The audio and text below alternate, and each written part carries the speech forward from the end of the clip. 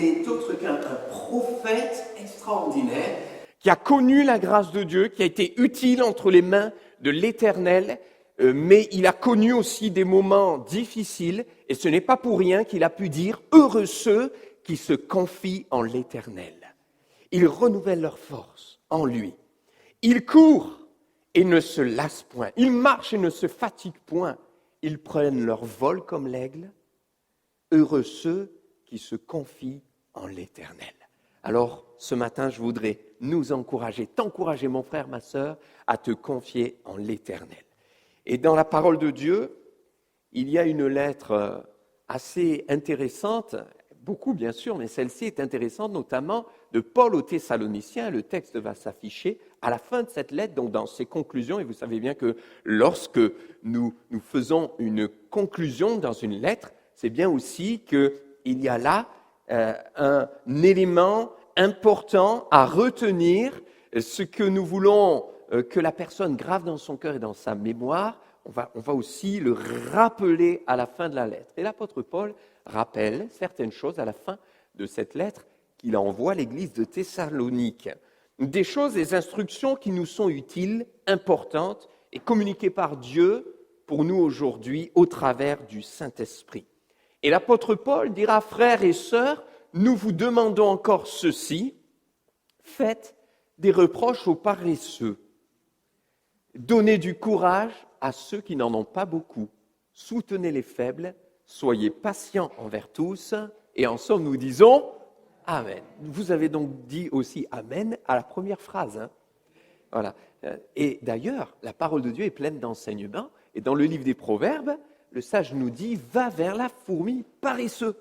J'aime cet équilibre que nous retrouvons dans toutes les dimensions de la parole de Dieu, où quand le Seigneur dit « Prends courage, allez, je suis avec toi », il sait aussi déceler lorsque c'est de la paresse et que c'est de l'ordre de notre responsabilité. Et inversement, quand parfois le Seigneur nous reprend, il sait aussi nous encourager. Il y a toujours un équilibre. Il dira qu'il a même humilié son peuple, mais c'était afin de le relever, le restaurer et l'amener à être ce à quoi il était appelé à devenir, une lumière pour les nations. Et de la même manière pour nous aujourd'hui en tant qu'enfants de Dieu, parfois le Seigneur nous reprend, nous avertit, nous bouscule, mais c'est afin de nous encourager et de nous restaurer pour que nous soyons ceux que nous devons être pour le monde. Nous sommes appelés à être des lumières.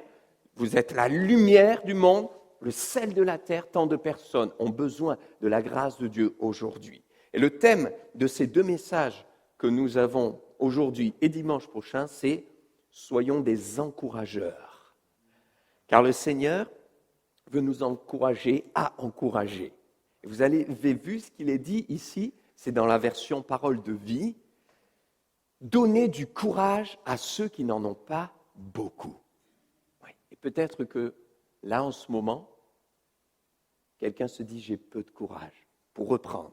J'ai peu de courage face à une certaine situation. » Et Dieu veut t'encourager.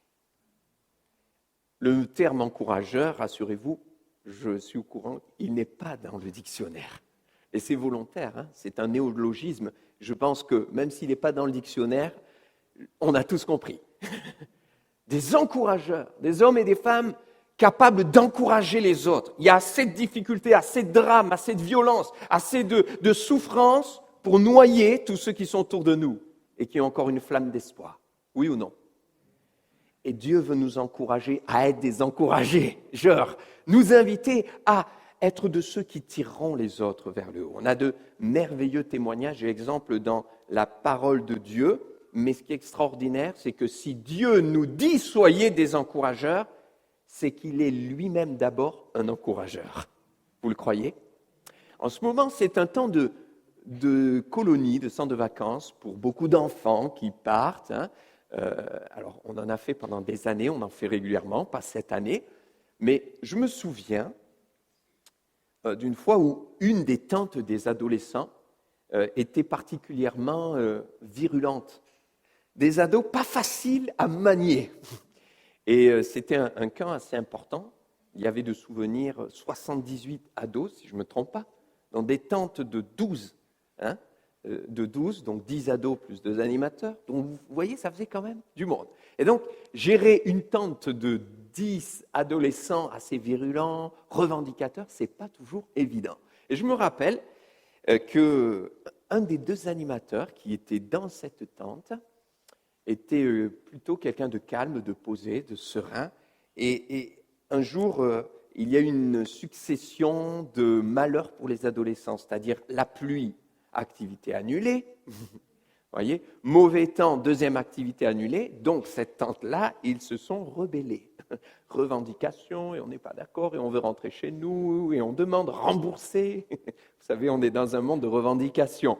Alors, il y a aussi, malheureusement, des exemples qui sont donnés parfois aux plus jeunes. Et cet animateur, donc le directeur a demandé à l'animateur de prendre en main sa tente, de faire quelque chose, un des 2. Et donc, il les a pris, il les a rassemblés, il leur a parlé. 10 minutes après, tout était calmé. Qu'est-ce qui s'était passé? Tout simplement, cet animateur était un exemple pour eux, un modèle. Et quand il leur disait, je vous demande de ne pas être vulgaire, mais d'être respectueux dans votre langage, il l'était lui-même. Quand il donnait une heure de coucher, et que lui avait lui-même sa propre heure de coucher, parce qu'il devait respecter certaines règles et certains horaires, il respectait ces règles-là. Et qu'est-ce qui s'est passé? Eh bien, à un moment donné, sa parole était crédible. Quand il leur disait, attendez, on va voir ce qu'on peut faire, voilà ce qui va se passer, c'est ce qui se passait parce qu'il prenait le temps d'analyser la situation, il ne parlait pas trop vite, avec précipitation. En fait, c'était un animateur qui était digne de confiance pour des jeunes qui auraient pu vraiment être très virulents. Et donc, ils l'écoutaient. Ils avaient confiance en lui. Et il était crédible. Et vous savez, mes frères et sœurs, celui qui est digne de confiance par excellence, c'est Jésus-Christ. Donc, quand Jésus nous dit « Soyez des encourageurs », croyez-moi, il est crédible plus que quiconque. Pourquoi? Parce que ce qu'il dit, il le fait. Et avant de nous l'avoir dit et de nous l'ordonner, il l'a fait lui-même et il a été un encourageur. Voyez, tout ce que le Seigneur nous a ordonné, il l'a fait avant. Rappelez-vous, quand nous entendons dans la parole de Dieu, dans le livre des Actes des Apôtres, au chapitre 2, eh bien, repentez-vous et soyez baptisés, le Seigneur Jésus s'est lui-même fait baptiser. Alors qu'il n'en aurait pas eu besoin en soi, mais c'était un baptême d'obéissance pour montrer la voie. Quand le Seigneur disait à ses disciples « Veillez et priez », il était d'abord celui qui priait. Et lorsque les disciples le cherchaient, parfois au petit matin, il est où le Seigneur? On ne le trouve pas. Vite, ça nous angoisse, ça nous inquiète. Il était dans un lieu désert pour prier. Le Seigneur qui encourageait ses disciples à persévérer. Par la persévérance, vous sauvegarderez vos âmes. Persévérez jusqu'à la fin. Celui qui persévérera jusqu'au bout sera sauvé. Lui-même a été l'exemple parfait de la persévérance. Il a persévéré face à la difficulté, persévéré face à l'opposition. Il a persévéré face aux personnes méchantes, tordues, qui voulaient se saisir de lui. Il a persévéré face aux puissances des ténèbres. Il a persévéré face à la maladie. Il a persévéré dans la difficulté. Il a persévéré jusqu'à la mort, même jusqu'à la mort de la croix, en donnant sa vie pour vous et pour moi.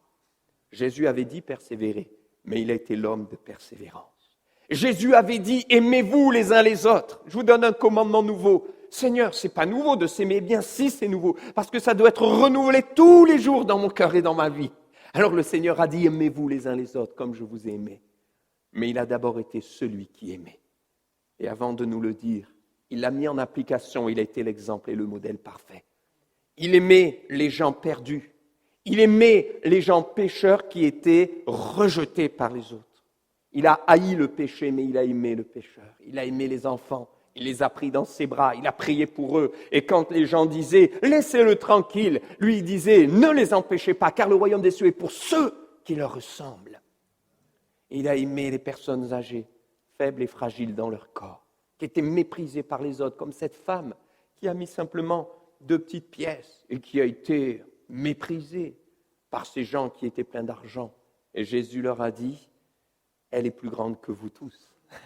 Elle a donné plus que vous tous. » Vous donnez beaucoup, mais en fait, vous donnez de votre superflu. Elle a donné de son nécessaire. Jésus aimait, car Dieu est amour. Et Jésus en était l'incarnation parfaite. Jésus a dit, donnez, ne cherchez pas votre propre intérêt, mais il est le premier à s'être donné et avoir donné. Il a donné de son temps, de son énergie, il a donné de sa sueur, il n'était pas paresseux. Jésus était un charpentier qui travaillait, qui a attendu le temps du Père avant de faire un miracle. C'eût été facile pour lui de construire, de travailler en tant que charpentier en faisant des miracles sur miracles. Vous y avez déjà pensé à ça? C'était facile, il ne l'a pas fait. Il a persévéré, il a attendu que le Père lui dise « Maintenant tu feras un miracle » et jamais les miracles. Il ne les a fait pour son propre intérêt, pour gagner du temps. Mais il l'a fait par amour. Alors il a donné de son temps, donné de son énergie, donné de sa sueur, donné sa vie à la croix pour vous et pour moi. Alors il dit donner, mais il l'a fait avant. Et voyez, si nous sommes encouragés, invités à être des encourageurs, rappelons-nous que Dieu est le premier des encourageurs. Alors, j'aimerais citer avec vous ce passage de Paul aux Corinthiens chapitre 1er, versets 26 et 27, parce que certains se sentent faibles et fragiles. Comme on l'a chanté, tu soutiens le cœur affligé. Et c'est parfois dans cette situation, c'est parce qu'il y a ces moments que Dieu vient nous encourager et nous rappeler son identité d'encourageur. Peut-être tu te dis, je suis trop faible, trop petit pour ceci, pour cela. Considérez, frères, que parmi vous, qui avez été appelés, il n'y a ni beaucoup de sages, selon la chair, donc humainement, ni beaucoup de puissants, ni beaucoup de nobles. Mais Dieu a choisi les choses folles du monde pour confondre les sages. Et Dieu a choisi les choses faibles du monde pour confondre les forts. Amen. Si donc je me sens faible, bonne nouvelle, puisque Dieu choisit les choses faibles. Si je me sens un peu trop fort, mauvaise nouvelle. C'est que Dieu risque d'attendre que je sois un peu plus humble pour me rappeler que tout est grâce et tout vient de lui. Parce qu'il choisit les choses faibles pour confondre les forts. Et avant nous, il y a eu d'autres personnes qui se sont senties faibles, petits, pas capables. Et Dieu est venu en encourageur pour les booster dans leur foi. Rappelons-nous qu'aujourd'hui, alors que Christ est mort à la croix, on l'a tout à l'heure commémoré, on a célébré sa mort et sa résurrection. Sa mort et sa résurrection n'est pas qu'un mémorial, car Jésus, qui est mort et ressuscité, a dit « Je serai avec vous tous les jours jusqu'à la fin du monde ». Ne vous inquiétez pas, je vous enverrai le Consolateur. Tous les croyants nés de nouveau, authentiques, ont reçu l'Esprit de Dieu en eux. Et le Saint-Esprit est Dieu, le Saint-Esprit qui vit en toi est Dieu, le Saint-Esprit qui vit en toi et qui est Dieu est l'encourageur par excellence. Ce n'est pas pour rien qu'il est appelé le consolateur de nos âmes. Donc le Saint-Esprit qui est en vous, si vous lui dites « Règne en moi », fais valoir ta puissance dans mon être entier, déploie ton énergie, ta force, Seigneur, par ton Esprit en moi, vous serez encouragés par la voix de Dieu, par la tendresse du Seigneur, par une parole, par un encouragement, par une prédication, par une prophétie, par un temps dans sa présence, par un moment où Dieu vous parle, tantôt d'une manière, tantôt d'une autre. Mais le Saint-Esprit fera écho à votre oreille, l'oreille de votre cœur, des paroles que Dieu voudra vous donner pour vous encourager.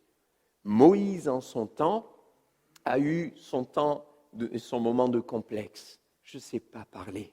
Comment vais-je y aller? Dieu l'avait choisi comme libérateur du peuple d'Israël qui était esclave en Égypte. Qui enverrai-je? Moïse était là, il ne pensait pas pouvoir y aller. Pourtant, Dieu l'a rencontré et il lui a montré sa gloire en lui révélant qu'il n'était pas un être fini, limité. Je suis celui qui suis. C'est au travers de la vision du buisson ardent que Moïse a eu cette révélation et percutée. Et Dieu lui a dit maintenant, va, libère le peuple, c'est toi que j'envoie. Seigneur, je ne peux pas, je suis trop petit. Regardez ce que Moïse dit. Dans le livre de l'Exode, on le retrouve. Moïse va dire dans Exode chapitre 4 et au verset 10, « Ah Seigneur, je ne suis pas un homme qui ait la parole facile. Et ce n'est ni d'hier ni d'avant-hier. J'ai toujours eu des problèmes, moi, pour m'exprimer. » Voilà ce qu'il est en train de dire, Moïse. ni même depuis que tu parles à ton serviteur, car j'ai la bouche et la langue embarrassées. Mais Dieu va lui dire, vas-y, c'est moi qui t'envoie. Ne t'inquiète pas, je serai avec toi. Et Moïse est devenu le grand libérateur du peuple. Et vous voyez, la parole de Moïse montre que ce n'était pas juste un moment de tremblement où, devant la tâche à accomplir, il s'est dit, je ne sais pas si je vais y arriver. Mais c'était pour lui un état. C'était un fait. Il était incapable de parler, de mener le peuple. Il s'est dit, moi je ne suis pas un orateur. Moi je ne sais pas bien parler. Je voudrais te parler ce matin. Cher frère, chère sœur, c'est Dieu qui te parle et qui parle à son enfant. Et qui te dit peut-être que toi aussi, au fond de ton cœur, tu es en train de parler, tu te dis, mais je ne suis pas capable de témoigner. J'entends régulièrement que nous sommes le sel de la terre, nous sommes la lumière du monde. C'est important de témoigner, il y a des occasions, mais Seigneur, j'y arrive pas. Et tu me connais, Seigneur. Moi, je suis incapable de parler. J'arrive pas, j'ai pas les bons mots, j'ai pas les bonnes paroles. Je bégaye ou des fois je m'exprime mal, je sais pas faire. Seigneur, non, je peux pas. Et Dieu te dit, vas-y, je t'envoie, je t'appelle à être une lumière.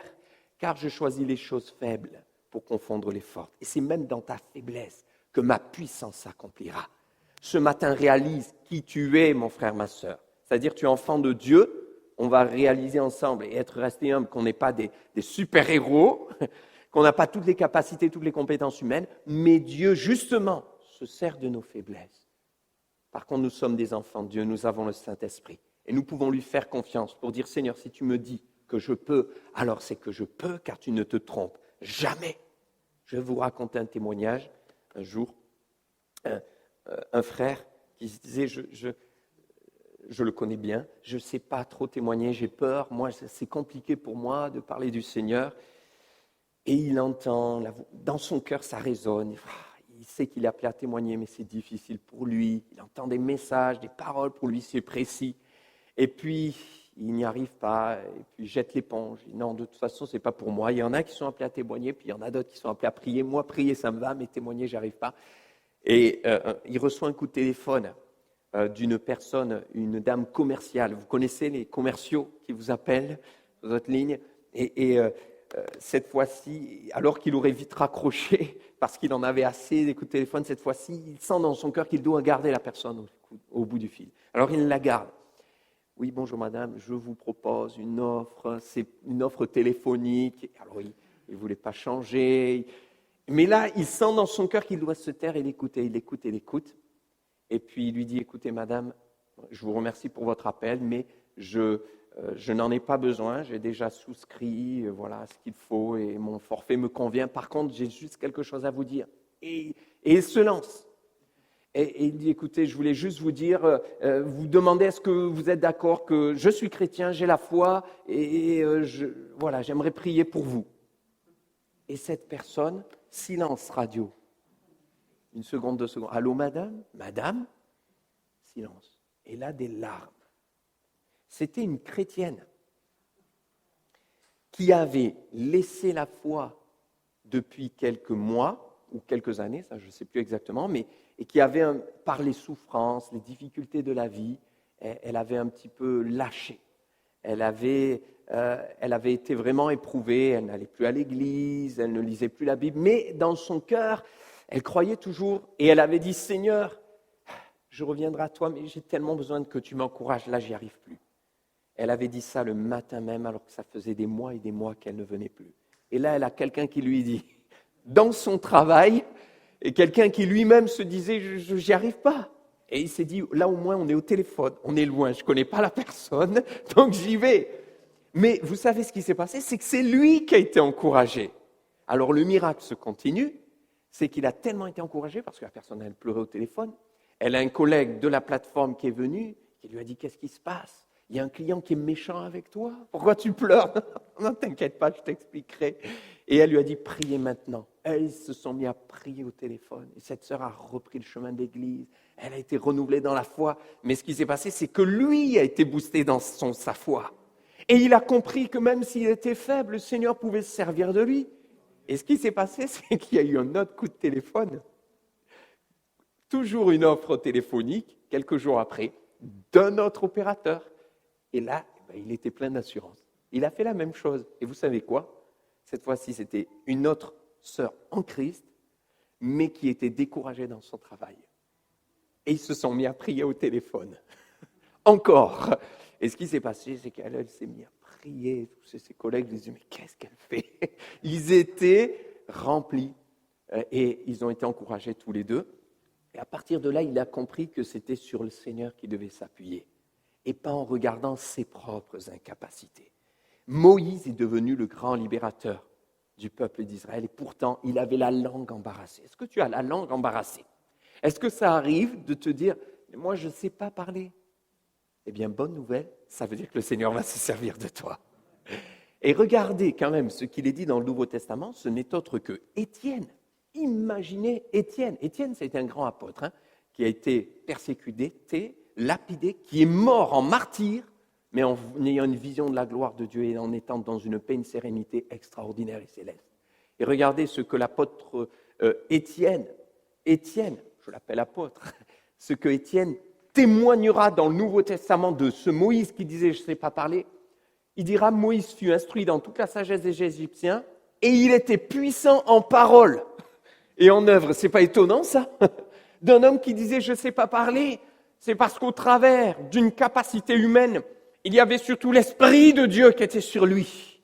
Mon frère, ma sœur, c'est ça le plus important. J'ai envie de vous donner un deuxième témoignage. Une sœur qui me disait « Ah, j'aimerais prier à haute voix au culte. J'y arrive pas, je suis timide et surtout, je ne sais pas bien prier. Il y en a qui font de belles prières, moi, j'y arrive pas. Je cherche mes mots, je ne sais pas si je peux. » Alors, je l'ai encouragé. J'ai dit, vous savez, le plus important, c'est le cœur. Dieu, entend la prière du cœur, même quelques mots, tel un enfant, et nous ne sommes pas en compétition, mais je vous encourage. Et puis, ce qui s'est passé, c'est qu'un jour, elle s'est lancée et elle a prié. Elle a trouvé sa prière à la fin du culte, je l'ai vue, et j'ai dit, mais ma sœur, bravo, je vous encourage, c'est super. Elle m'a dit, oui, mais non. Alors, elle avait trouvé sa prière trop fade, elle s'était trompée de mots, sa langue avait fourché, alors elle était déçue d'elle-même, et presque pendant tout le culte, elle n'avait pensé qu'à ça. Pourquoi j'ai prié à haute voix? Pourquoi j'ai fait ça? Et les frères et sœurs, ils vont mal me regarder, etc. Mais ce qu'elle ne savait pas, c'est qu'un visiteur de passage était là et me dit, donc c'est moi ça j'ai pu lui dire, et me dit juste avant elle, écoutez, merci pour ce culte, merci Seigneur, j'étais puissamment encouragé, gloire à Dieu, et il me dit, c'est pas contre vous, mais c'est pas la prédication. Il m'a dit, elle était très bien, mais c'est pas ça. Il me dit, c'est pas les dons spirituels. Des fois, c'est les dons spirituels, et gloire à Dieu pour les dons spirituels. Il me dit, mais il y a une sœur qui a prié, et en fait, tout ce qu'elle a dit, c'était ce que je vivais, et ça m'a encouragé. Et cette sœur, c'était elle. Ouais. Peut-être des mots parfois maladroits, mais une puissance du Saint-Esprit, parce que tu as vu juste son cœur. Mon frère, ma sœur, sois encouragé. Dieu est un encourageur. Alors, toi aussi, tu peux ouvrir ta bouche pour témoigner ou pour prier. Alors, j'avance. Moïse a été encouragé par Dieu, l'encourageur. Mais Josué aussi a été au bénéfice du ministère d'encourageur de notre Seigneur. Josué avait peur de prendre la relève derrière Moïse. Et on peut comprendre, puisque Moïse est devenu le plus grand libérateur, le libérateur du peuple d'Israël. Et puis, il a été utile entre les mains de Dieu pour faire beaucoup de miracles. Donc Josué, lui, a peur. Vous savez, c'est une chose de passer derrière quelqu'un qui a échoué, c'est autre chose de passer derrière quelqu'un qui a réussi. Et il avait peur. D'ailleurs, il n'avait pas le peuple avec lui. Mais Dieu va lui parler. Et dans Josué chapitre 1, verset 1er à 9, Dieu va lui dire « Fortifie-toi et prends courage ». Dieu est l'encourageur par excellence. Prends courage, je serai avec toi, je ne t'abandonnerai pas, je ne te délaisserai pas. Et ça, c'est du verset 1 à 9, vous pourrez le relire. Et je vous donne le témoignage d'un chrétien à qui on a proposé un poste pour devenir chef. Il devait remplacer un chef qui avait été énormément apprécié. Ce chrétien m'a demandé la prière. On était plusieurs, on a prié pour lui. Il se sentait incapable. Il a passé un été catastrophique.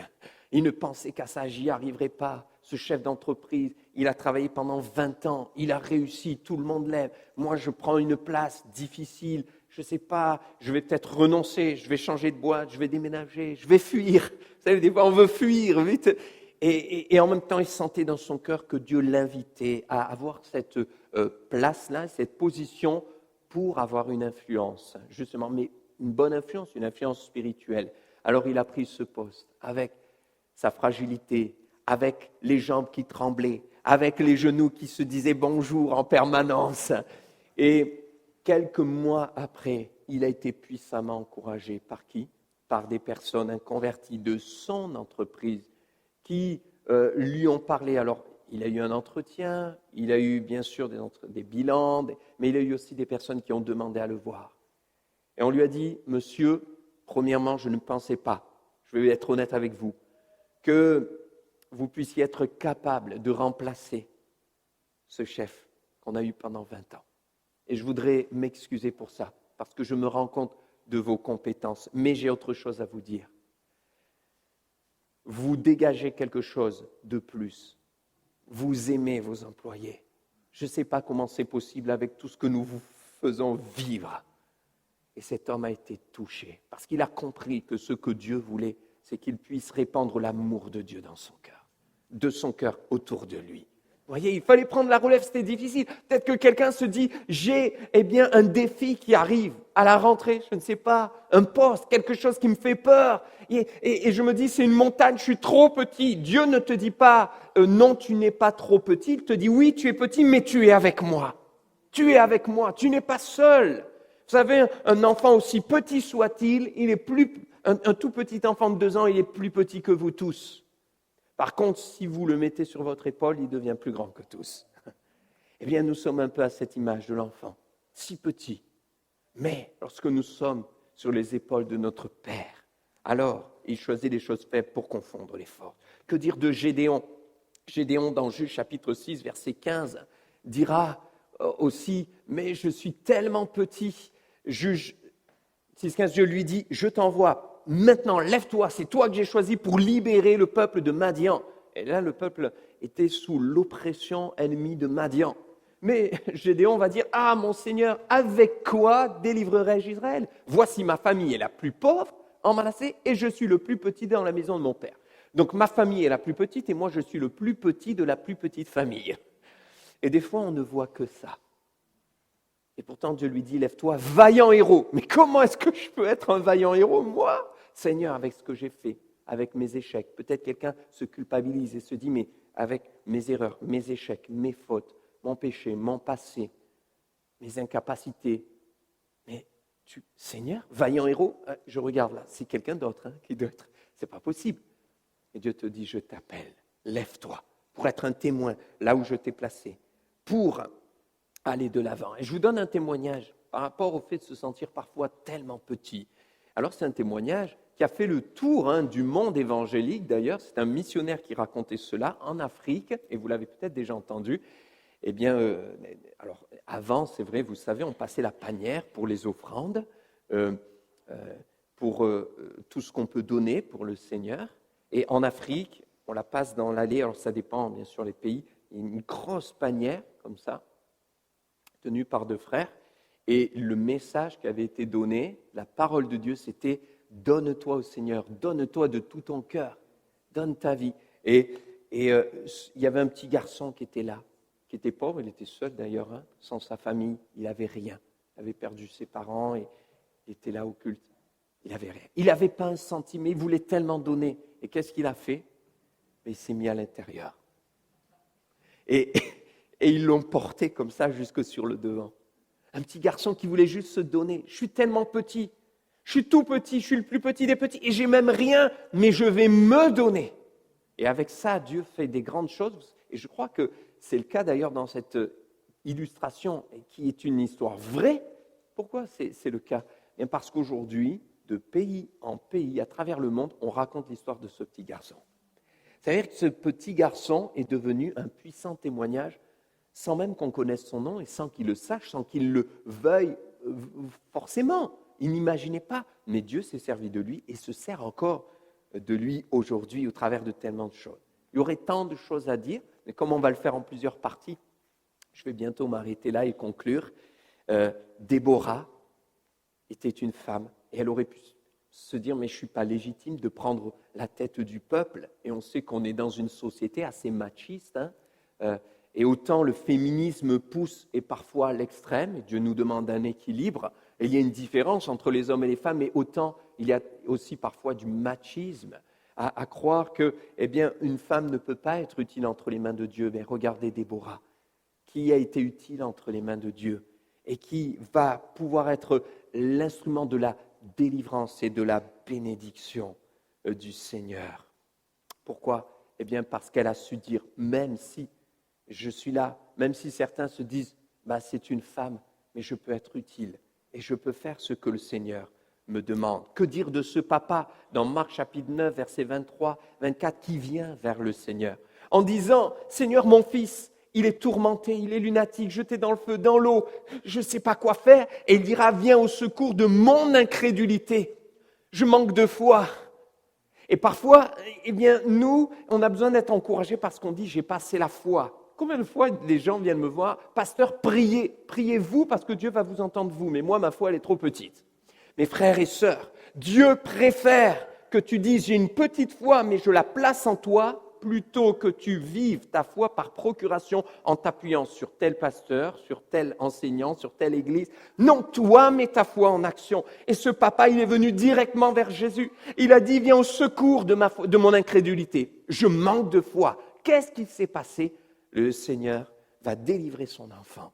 Et cet homme va être béni, va être inondé de grâce, et cet enfant va être délivré. Alors, voici, ma conclusion sera avec ce témoignage.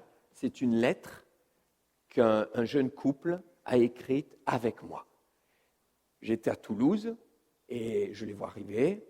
Lui, il pleure. C'est dur à expliquer. Ça faisait longtemps, peut-être 2 ans, qu'ils étaient coupés des parents, parce que les parents refusaient leur foi, ils s'étaient opposés à eux, à leur foi, à leur union.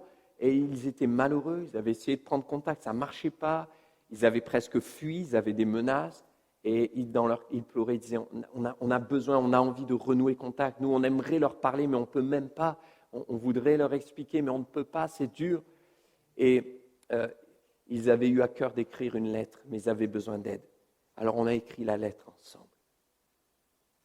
Et ce qui s'est passé a été extraordinaire. On a écrit la lettre et on a prié et on a pleuré ensemble. C'était le samedi, on la poste donc, mais vous savez très bien qu'elle n'arrive pas le dimanche. Et le lundi, ils ont un coup de téléphone des parents qui leur demandent pardon, qui les invitent, ils ont pleuré ensemble. Le lundi, ils ont reçu ce coup de téléphone et le mardi, les parents recevaient la lettre. Ce n'est pas la lettre qui a fait l'effet. Mais c'est comme si le Saint-Esprit avait pris les mots de la lettre. Il avait vu leur foi. Il s'était dit, on n'arrive pas, on ne sait même pas comment l'écrire. On se sent incapable, impuissant devant ça.